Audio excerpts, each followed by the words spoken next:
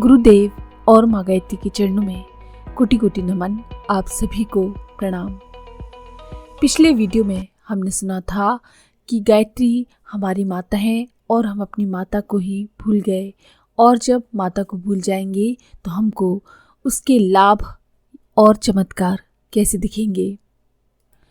मंत्र कारतूस की तरह से काम करते हैं और मनुष्य का व्यक्तित्व बंदूक के तरीके से काम करता है। दोनों का अपना महत्व है, इसलिए हमें अपने चरित्र को उच्च कोटि का बनाना पड़ेगा।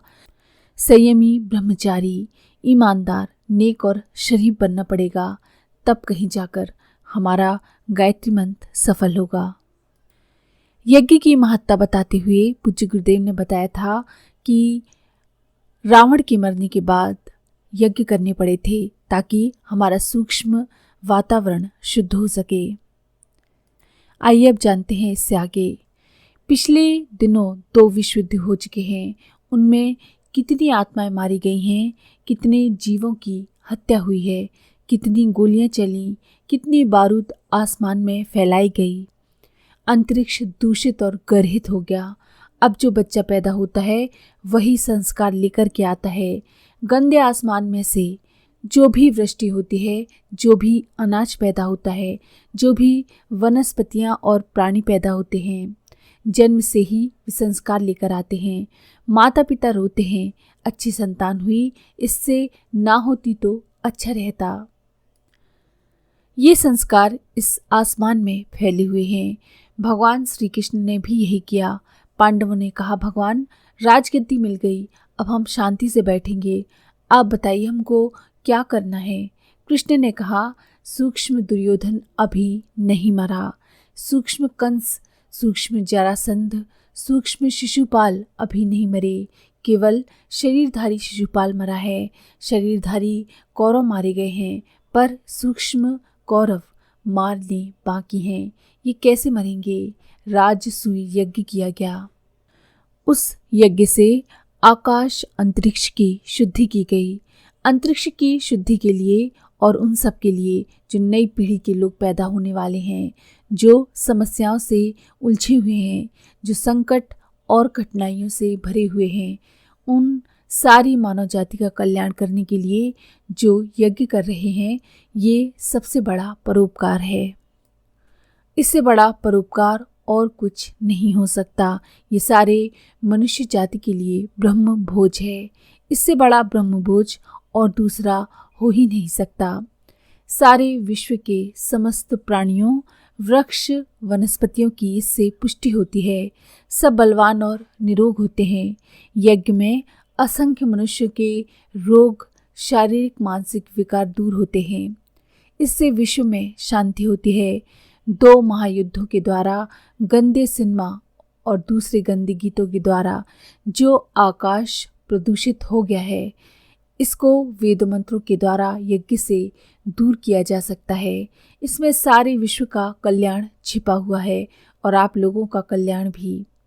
जिन्होंने यज्ञ का संकल्प किया है, आप लोग जो यज्ञ करने जा रहे हैं, उनके बारे में वेद भगवान ने भी विश्वास दिलाया, जिम्मेदारी उठाई, कसम खाई और कहा, जिन लोगों ने मुट्ठी भर सामग्री से हवन कर दिया, हमने उनकी मुट्ठियों को भर दिया।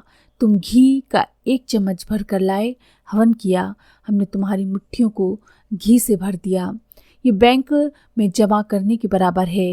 ये चीज़ों को जलाता नहीं, वरन हम जो चीज़ें हवन करते हैं, उससे लाखों गुनी चीज़ इस सारे आकाश में मिल जाती है। ये एक वैज्ञानिक उपाय है। यज्ञ ब्रह्म तेजस जगाने की विधि है। ये वो कर्मकांड है जिससे न केवल हम और आप, ब्रह्म समाज के लोग, अपना कर्तव्य पालन कर सकेंगे, वरन सारी मनुष्य जाति के प्रति भी अपने कर्तव्यों का पालन कर सकेंगे। गायत्री मंत्र जिसके आप उपासना करते हैं, जिसको ब्रह्मास्त्र कहते हैं, ये ब्राह्मण का हथियार है। इसे कामधेनु कहते हैं, अमृत और पारस कहते हैं। जिसको छूकर लोहा सोना हो जाता है, ये गायत्री वेद माता हैं।